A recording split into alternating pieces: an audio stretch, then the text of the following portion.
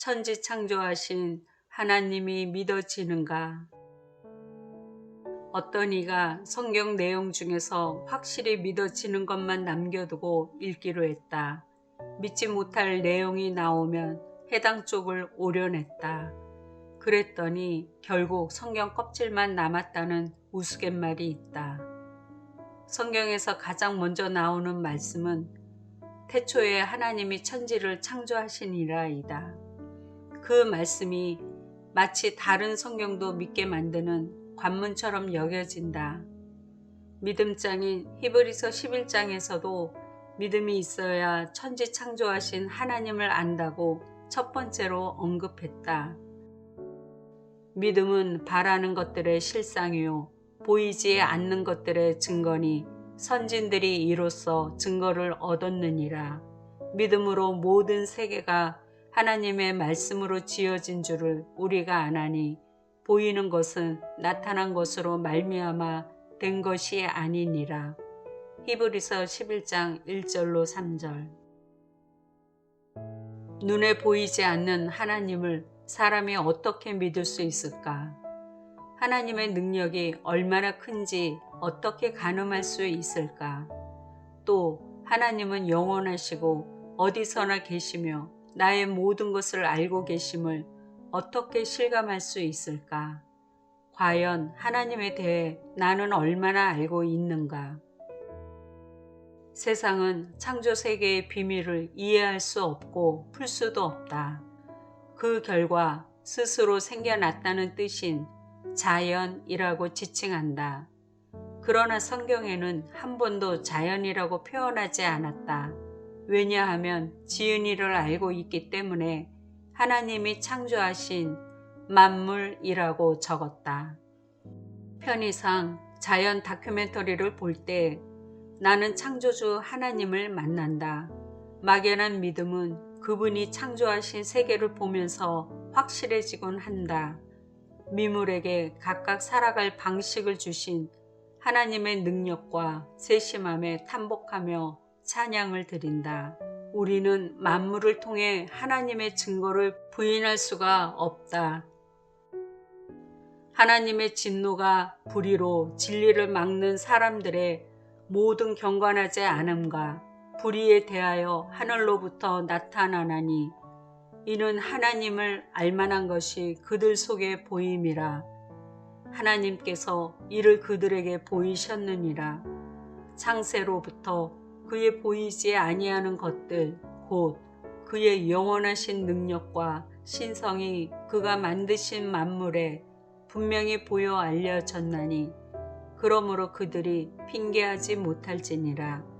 로마서 1장 18절로 20절. 이처럼 만물에는 하나님의 영원하신 능력과 신성을 분명히 보여주셨기에 하나님을 모른다고 핑계할 수 없다고 하셨다. 무조건 자연적으로 생겨났다고 치부하며 하나님을 부인하지 않아야 하리라.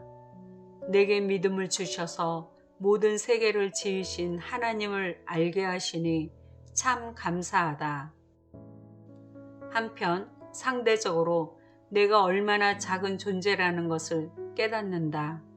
창조주 하나님을 아는 것과 비례해 인간은 얼마나 미물인지 티끌 같고 생명은 잠깐 보이다가 없어지는 안개와 같은 존재임을 발견한다. 낡은 의복과 같은 의의를 내세우는 벌레만도 못한 내가 참 부끄러워지며 회개에 이른다. 하나님을 알수록 큰 사랑으로 품어주신 은혜가 너무나 커서 감격의 눈물을 흘린다. 천지 만물을 창조하신 하나님이 믿어질 때 경외감은 절로 나오며 인간의 말로 찬양을 다 표현 못해 아쉬울 뿐이다. 자랑할 게 하나도 없고 내세울 곳 없는 나를 하나님의 자녀로 삼아 주신 은혜에 그저 감사합니다 라고 고백한다. 천지 창조하신 신이 나를 구원하시려 아들 예수님을 보내주셔서 믿게 하시니 춤이 절로 나올 법하다. 하나님은 세상에 있는 어떤 종교 중 하나의 신이 아니다. 그것과는 처음부터 비교할 수 없는 유일하신 분이다. 가장 놀라운 구별은 바로 천지를 지으셨으며 온 우주를 통치하시는 왕이라는 점이다. 세상의 어떤 종교의 신이 과연 세상을 창조했는가? 천지를 짓지 않은 신은 망하는 신이라고 했다. 너희는 이같이 그들에게 이르기를 천지를 짓지 아니한 신들은 땅 위에서 이 하늘 아래에서 망하리라 하라.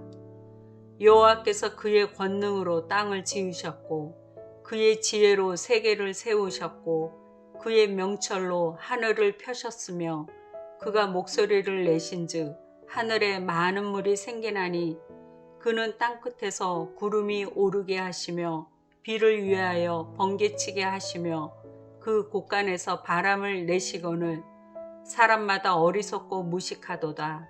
은장이마다 자기의 조각한 신상으로 말미암아 수치를 당하나니 이는 그가 부어 만든 우상은 거짓 것이요 그 속에 생기가 없음이라.